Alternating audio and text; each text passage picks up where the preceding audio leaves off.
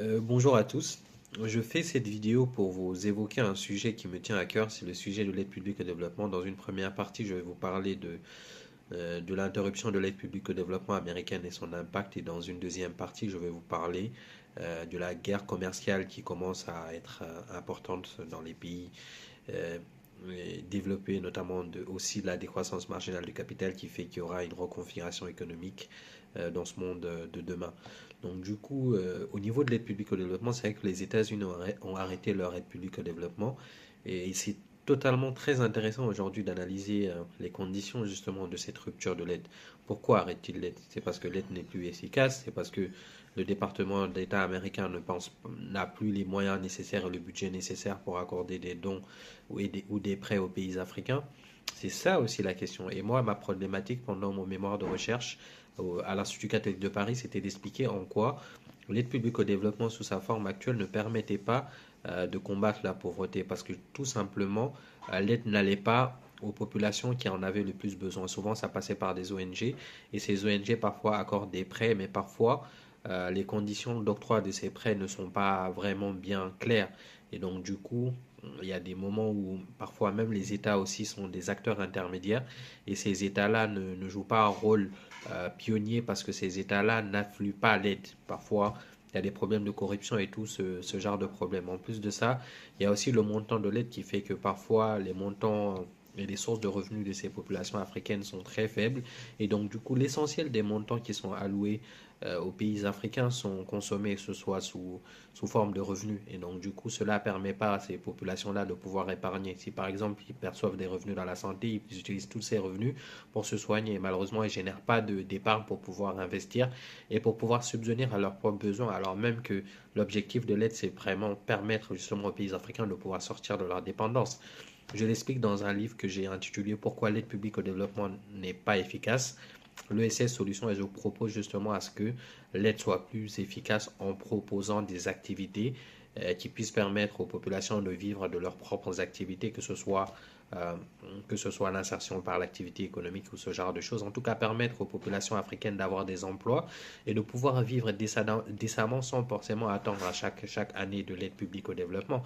Parce que l'aide permet justement une assistance, mais ne permet pas aux pays africains de pouvoir avoir une certaine autonomie pour sortir de la pauvreté. Le second élément que je souhaiterais justement mettre en avant, c'est pourquoi justement les États-Unis arrêtent cette aide à ce moment-là, parce que c'est quand même une période assez tendue. On sait qu'on est quand même dans une forme de reconfiguration où il y a une guerre commerciale entre la plupart des grands pays et les États-Unis n'arrivent plus à dégager autant de revenus pour pouvoir financer les investissements.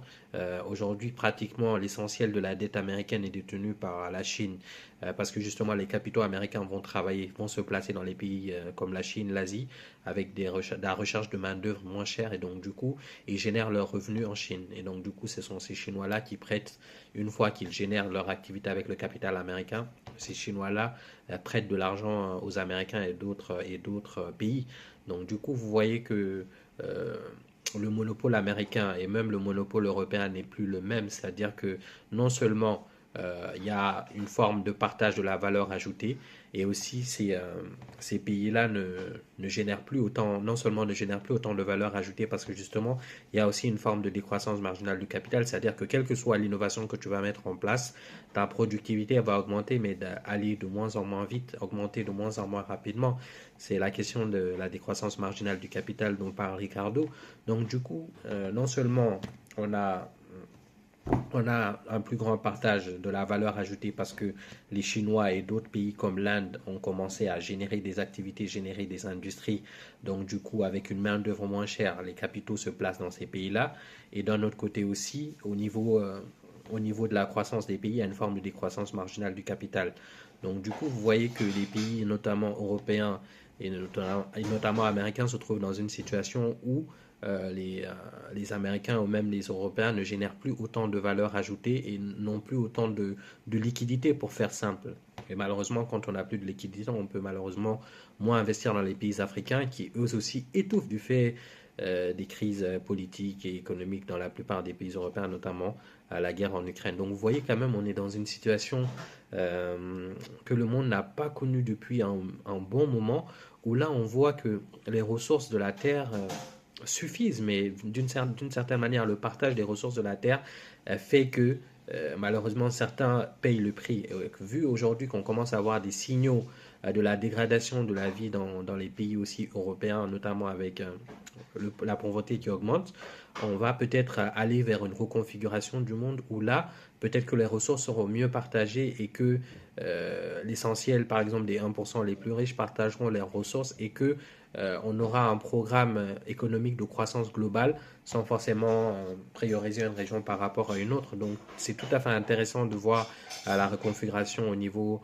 de la guerre commerciale, mais aussi au niveau géopolitique, parce que justement cette guerre commerciale conduit aussi à des changements géopolitiques majeurs. Donc c'est très intéressant de voir ces changements et peut-être de voir comment ces changements-là vont impacter les populations africaines, parce que c'est quand même les premiers qui sont les plus touchés par des causes comme la pauvreté et tout ça. En tout cas, ce que je souhaite, c'est vraiment peut-être reformer l'aide et donner aux pays africains, en tout cas maintenant, les clés de leur développement, parce que quand il y aura plus d'aide, les pays africains vont totalement étouffer et il faudra trouver autre chose pour permettre aux Africains. C'est peut-être là maintenant la vraie aide, c'est-à-dire donner aux Africains les clés de leur propre développement en créant des industries, en favorisant le transfert de compétences et en permettant aux Africains de produire chez eux et de consommer chez eux et de générer des cycles de croissance vertueux chez eux. C'est tout l'intérêt et tout l'enjeu. Donc du coup, je pense que tout est connecté et l'économie et la politique et les relations internationales sont très interconnectées. Je vous remercie d'avoir suivi ce petit flash analyse et je vous invite très bientôt sur un autre sujet. Merci à vous.